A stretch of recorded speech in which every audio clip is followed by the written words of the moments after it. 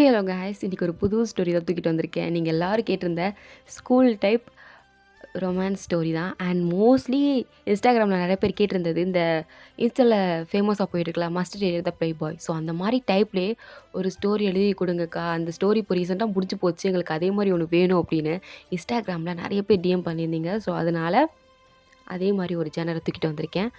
The school king and the girl who did not care. இது உண்மையாகவே ரொம்ப இன்ட்ரெஸ்டிங்காக இருக்க போகிற ஸ்டோரி. அண்ட் ரொமான்டிக்காக இருக்கும், காமெடியாக இருக்கும். ப்ளஸ் இந்த ஸ்டோரி செம்ம இன்ட்ரெஸ்டிங்காக இருக்கும். நீங்கள் கேட்ட must date the playboy மாதிரி. ஓகேவா? மிஸ் பண்ணிடாதீங்க. ஸோ ஸ்டோரியோட ஃபர்ஸ்ட் பார்ட் ஸ்டார்ட் பண்ணிடலாம். Starting scene Monday morning. ST C1 higher secondary school. சென்னையில் இருக்கிற மோஸ்ட் பாப்புலர் ஸ்கூலில் இதுதான் நம்பர் 1.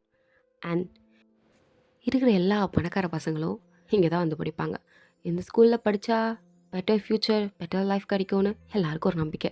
அதனால எல்லா பேரண்ட்ஸும் இந்த ஸ்கூலில் தான் வந்து சேர்ப்பாங்க. So as usual Monday morning, அதுவும் நியூ அகாடமி இயர்னா கூட்டமாக இருக்கும்ல. ஸோ அந்த மாதிரி தான் ஸ்கூல்லே பயங்கர கூட்டமாக இருக்குது. அப்போது கேட்லேருந்து ஒரு பைக் சத்தம். அதை கேட்டதும் இருக்கிற எல்லா ஸ்டூடெண்ட்ஸும் அப்படியே வழி விட்டு நிற்கிறாங்க. எக்ஸைட்டிங்காக அந்த பைக்கே பார்க்குறாங்க.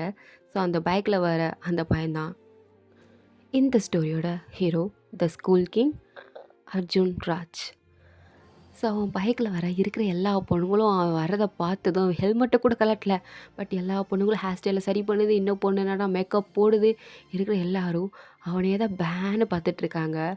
அப்போ அர்ஜுனும் பைக்கை பார்க் பண்ணிவிட்டு அவனோட ஹெல்மெட்டை ரிமூவ் பண்ணுறான். பண்ணதுமே ஒரு பொண்ணு குட் மார்னிங் சீனியர் அப்படின்னு வளைஞ்சிட்டே குட் மார்னிங் சொல்லிட்டு போகுது. பட் அர்ஜுனை பற்றி சொல்லணும்னா, அர்ஜுன் ரொம்ப அரக்கட்டான டைப்லாம் கிடையாது. பட் அவனுக்குள்ளே ஒரு அடிக்ஷன் இருக்குது. என்னன்னா, எல்லாருமே நம்மளை பார்த்து அட்ராக்ட் ஆகுறாங்க.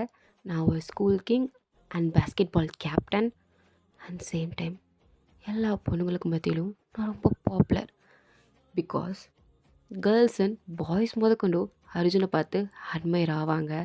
எல்லோரும் அவங்ககிட்ட ஃப்ரெண்ட்ஷிப் வச்சுக்கணும், அவங்ககிட்ட பேசணும், அவங்க கூட இன்ட்ராக்ட் பண்ணுங்கிறதுக்காண்டியே வலிஞ்சிட்டு வந்து நிற்பாங்க. ஸோ அதனாலே அர்ஜுனுக்கு ஒரு நினப்பு இருக்குது, எந்த பொண்ணாலையும் நம்ம முன்னாடி நிற்க முடியாது, எல்லாம் நம்ம பின்னாடி தான் சுற்றும் அப்படின்ற ஒரு தலகணம் அர்ஜுனுக்கு நிறையா இருக்குது. பட் அர்ஜுனை பொறுத்த வரைக்கும் அவன் கொஞ்சம் கூலான காய் தான். பட் அவங்கிட்ட வம்பு மட்டும் வச்சுக்கிட்டா சும்மா விட மாட்டான். அண்ட் இந்த ஸ்கூலில் இருக்க எல்லா பொண்ணுங்களும் ஜூனியர்லேருந்து சீனியர் வரைக்கும் அர்ஜுன்கிட்ட ரொம்ப வலிவாங்க. அவங்ககிட்ட வலியாத பொண்ணுங்கன்னு யாருமே கிடையாது. அந்த நினப்பு அர்ஜுனுக்கு ரொம்ப அதிகம். ஸோ எல்லா பொண்ணுங்களையும் பார்த்து ஒரு மாதிரி ஹாய் அப்புடின்னு சொல்லிட்டு நடந்து வரான். அப்போ கார்த்திக் மச்சான் அப்படின்னு சொல்லி பின்னாடி ஓடி வரான். கார்த்திக் அர்ஜுனோட பெஸ்ட் ஃப்ரெண்ட். ஸோ கார்த்திக் வேகமாக அர்ஜுன்கிட்ட ஓடி வந்து, டேய் மச்சான், என்னடா இது ஸ்கூலுக்குள்ளே வந்ததும் 3 பொண்ணுங்க அர்ஜுன் வரலையா அர்ஜுன் வரலையான்னு ஏன் பின்னாடி வந்து சுற்றி கேட்குறாளுகடா. அதுக்கு அர்ஜுன் சிரிச்சிட்டே, வழக்கமாக நடக்கிறது தானே, இதுக்கு எதுக்கு நீ ரொம்ப ஷாக் ஆகுற, டெய்லி ரொட்டீன் மச்சான். சரி. பட் அர்ஜுன் சீரியஸாக ஒரு நாள் ஒரு பொண்ணு மேலே நீ லவ்வில் ஃபால் ஆக தான் போகிற. எத்தனை பொண்ணுங்க உன் பின்னாடி சுற்றுறாங்க, ஏன் நம்ம ஸ்கூல் பியூட்டிஸ் எல்லாம் ஒன்று தான் சுற்றுறாங்க. ஆனால் நீ இது வரைக்கும் ஒரு பொண்ணை கூட அக்செப்ட் பண்ணதே இல்லை. ஏன்டா? பிகாஸ் எனக்கு இந்த ஃபேமஸாக இருக்கிறது மேலே தான் ஒரு லவ் இருக்குது. லவ் பண்ணிட்டா இன்ட்ரெஸ்டிங்காக இருக்காது. ஸோ எனக்கு அந்த ட்ரூ லவ் அந்த இதெல்லாம் வேண்டாம், எனக்கு இப்படியே இருக்கணும், அது போதும். பட் ஐ எம் ஷுர் நீ ஒரு நாள் ஒரு பொண்ணு மேலே லவ்வில் கண்டிப்பாக நீ இவ்வளோ தான் போகிற. அப்படி ஒரு நாள் என்றைக்கும் வராது அப்படின்னு அர்ஜுன் சொல்லிட்டு கிளாஸுக்கு போயிட்டான். அப்போது கிளாஸில் இருக்க எல்லா பொண்ணுங்களும் அர்ஜுனையே பார்த்துட்டு உட்காந்துருக்காங்க. எது பார்த்தாதுன்னு அர்ஜுனோட டேபிள் ஃபுல்லாக கிஃப்ட்ஸு சாக்லேட்ஸு நிறையா இருக்குது. அதை தூக்கி அவங்க ஃப்ரெண்ட்ஸ் கிட்ட தான் கொடுத்துட்ருக்கான். அவனுங்களும் தேங்க்ஸ் மச்சான் அப்படின்னு வாங்கி சாப்பிட்டுட்ருக்காங்க. அப்போன்னு பார்த்து உள்ள கிளாஸ் மேம் என்ட்ரு ஆகுறாங்க. அர்ஜுன் பார்க்குறான், என்ன மேம் இவங்க தான் நம்ம கிளாஸ் மேம்மா அப்படின்னு பார்த்துட்டு இருக்கும்போது பின்னாடி ஒரு பொண்ணு வரா.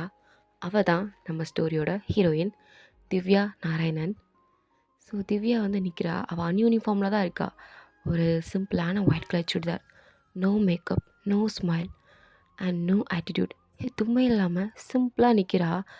அர்ஜுனுக்கே யார் அந்த பொண்ணு அப்படின்னு ஃப்ரெண்ட்ஸ் கிட்டே கேட்குறான். யாருக்கு தெரியும், நியூ ஸ்டூடெண்ட்டாக இருக்கும் போல் அப்படின்னு சொல்கிறாங்க. பட் பாதி பசங்களுக்கு திவ்யாவ பார்த்ததும் பிடிச்சிருக்கு. பிகாஸ் இந்த ஸ்கூல்ல இருக்க முக்காவாசி பொண்ணுங்க பணக்காரங்க பொண்ணுங்க. ஸோ, அதனாலே மேக்கப் அள்ளி போட்டு வருவாங்க. ஆனா, இந்த பொண்ணு மேக்கப்லாம் எதுவுமே போடாம நார்மலா இருக்கா. நார்மலா ஒரு பொண்ணு எப்படி இருப்பாங்களோ, அதே மாதிரி ரொம்ப சிம்பிளா இருக்கா. ஸோ, அதனாலே நெறைய பேர் மேக்கப் போடாமலே இந்த பொண்ணு நல்லா இருக்கால்ல அப்படின்னு பார்த்துட்ருக்காங்க. டீச்சரும் இந்த பொண்ண இன்ட்ரடியூஸ் பண்ணி வைக்கிறாங்க. ஸ்டூடெண்ட்ஸ் இவங்க தான் திவ்யா. இவங்க தூத்துக்குடிலேருந்து ட்ரான்ஸ்ஃபர் ஆகி இங்க வந்திருக்காங்க. ஸோ, திவ்யா உன்னை பற்றி இன்ட்ரோ கொடு அப்புடின்னு சொன்னதும் திவ்யாவும் யாரையும் பார்க்காம, ஹாய் என்னோட பேர் திவ்யா நாராயணன் அப்புடின்னு மட்டும் சொல்கிறா. மேமும் பார்த்துட்டு சரி ஓகே, பெஞ்சு எங்கேயும் இல்லை, ஒரே ஒரு இடம் மட்டும் காலியாக இருக்குது அர்ஜுன் பக்கத்தில், போய் அவன் பக்கத்தில் உட்காந்துக்கோன்னு சொன்னதும் திவ்யா எந்த ரியாக்ஷனும் கொடுக்காம அவள் பாட்டுக்கு அர்ஜுன் பக்கத்தில் போகிறா. பட் அங்கே இருக்கிற எல்லா ஸ்டூடெண்ட்ஸும் அப்படியே ஆர்வமாக வேகமாக திரும்பி பார்க்குறாங்க. ஏன்னா புது பொண்ணு அர்ஜுனை ஃபர்ஸ்ட் டைம் பார்த்ததும் எந்த மாதிரி ரியாக்ஷன் கொடுக்குறா அப்படிங்கிற ஒரு ஆர்வத்தில் எல்லோரும் பேனை பார்த்துட்ருக்க. அர்ஜுனும் வந்து உட்காரட்டும், வந்து உட்காந்து ஹாய் என் பேர் திவ்யா, நீ எப்படி பேச போகிறான்னு பார்க்கலாம் அப்படின்னு அர்ஜுனும் ரொம்ப ஆர்வமாக தான் உட்காந்துருக்கான்.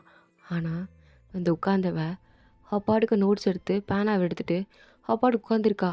திருப்பி அர்ஜுனை ஒரு பார்வை கூட பார்க்கல. அர்ஜுனுக்கே ஷாக்காக தான் இருக்குது.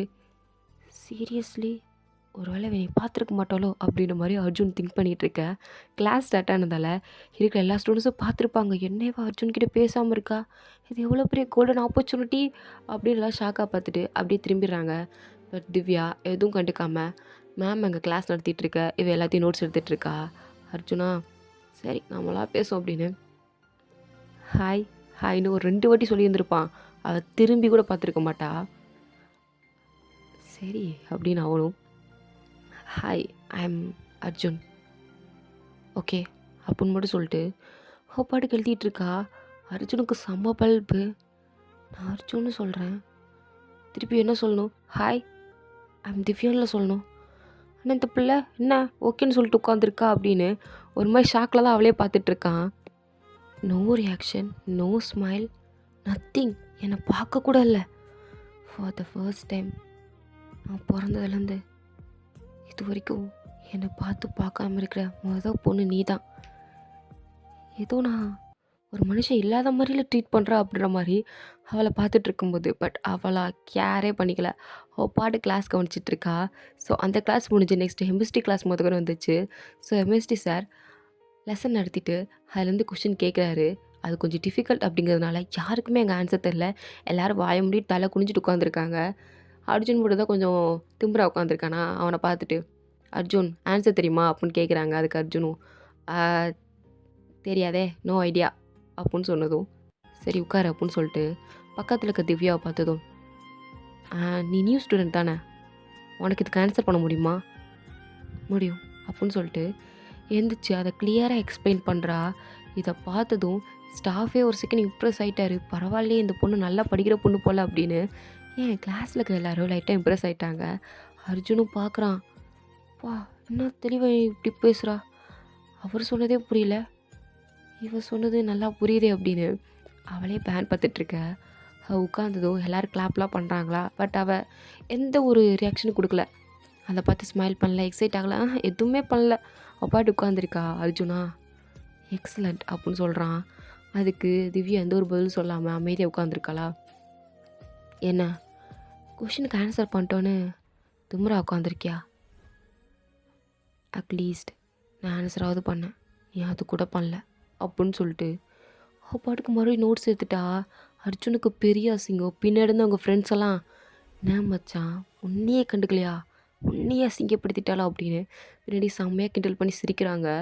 அர்ஜுனுக்கு வெறியாகுது. அவளை முறைச்சி பார்த்துட்டு உட்காந்துருக்கான். பட் அவளா அதெல்லாம் கேர் பண்ணிக்கவே இல்லை. ஸோ லன்ச் பிரேக் வருது. அர்ஜுனோட ஃப்ரெண்ட்ஸ் எல்லாம் உட்காந்து சாப்பிட்டுட்டு இருக்காங்க. அப்போது திவ்யா அங்கே தான் வரா. சாப்பாடு வாங்கிட்டு திரும்பி பார்க்குறா. அர்ஜுனோட இடத்துல மட்டும்தான், அதாவது அர்ஜுன் பக்கத்தில் மட்டும்தான் சீட் இருக்குது. ஸோ கார்த்திக் அதை நோட் பண்ணிட்டு, டேய் உன் பக்கத்தில் சீட் இருக்குது, எனக்கு தெரிஞ்ச இந்த புது பொண்ணு உன் பக்கத்தில் வந்து உட்கார நினைக்கிறேன், ஏன்னா அவள் தானோட பெஞ்ச்மேட். அப்படியா அப்படின்னு அவனும் சுற்றி பார்க்குறான். எங்கேயுமே இடம் இல்லை. ஸோ நம்ம பக்கத்தில் உட்காருவான்னு நினச்சிட்டு இருக்கும்போதே அவள் பாட்டுக்கு சாப்பாடு தூக்கி நான் கிளாஸ் ரூமில் சாப்பிட்டுக்கிறேன் நாங்கள் பாட்டுக்கு போயிட்டா. அதை பார்த்ததும் ஃப்ரெண்ட்ஸ் எல்லாம், டே இதெல்லாம் கோல்டன் ஆப்பர்ச்சுனிட்டி. உன் பக்கத்தில் உட்கார இடம் கிடச்சும் அந்த பிள்ளை வேண்டான்ட்டு போகிறா. பார்த்துக்கோ மச்சான், உனக்கு அவ்வளோதான் மோஸ் போல. போய மூடுங்கடா, எனக்கே கடுப்பாக தான் இருக்குது அப்படின்னு அர்ஜுன் அதெல்லாம் கேர் பண்ணிக்காம சாப்பிட ஆரம்பிச்சிட்டான். பட் இங்கே திவ்யாவை பிடிச்சி ஒரு 4 பொண்ணுங்க அப்படியே புள்ளி பண்ண ஸ்டார்ட் பண்ணுறாங்க. சஞ்சனா இவன் தான் ஸ்கூல் லீடர். அது மட்டும் இல்லாமல் அர்ஜுனை ரொம்ப சின்சியராக லவ் பண்ணுறா. அர்ஜுனை பின்னாடி பேய் மாதிரி ஃபாலோ பண்ணுவா. அர்ஜுன் எங்கே போனாலும் வெறுப்பா. ஸோ அவள் திவ்யா கிட்ட, இங்கே பார், நீ ஸ்கூலுக்கு புதுசாக வந்த பிள்ளை, அதனால் உனக்கு என்னை பற்றி தெரியாது. நான் சொல்கிறேன், உன்னை பற்றி தெரிஞ்சுக்கணுன்ற அவசியம் எனக்கு இல்லை, அதை பற்றி கவலையும் எனக்கு இல்லை, வழிவிடு அப்படின்னு அப்பாட்டுக்கு திமுறா போகிறா. சஞ்சனா இங்கேருந்து கத்துறா, யூ நில்லு, நான் சொல்ல வர்றது கூட இன்னும் சொல்லி முடிக்கலை, அதுக்குள்ளே போகிற. என்ன சொல்லணும்? நீ அர்ஜுன்கிட்ட க்ளோஸாக இருக்கக்கூடாது. எதுக்கு? ஏன்னா நான் சொல்கிறேன்ல, அதனால். நீ சொன்னாலும் சொல்லிட்டாலும் எனக்கு அவன் மேலே ஒரு இன்ட்ரெஸ்ட் கூட இல்லை அப்படின்னு சொல்லிட்டு அவள் பாட்டுக்கு போகிறா. இதை அர்ஜுன் ஆக்சுவலி பின்னாடி கேட்டிருப்பான். வாட், அவள் எப்படி சொல்கிறா அப்படியே ஷாக்காகி பார்க்குறான்.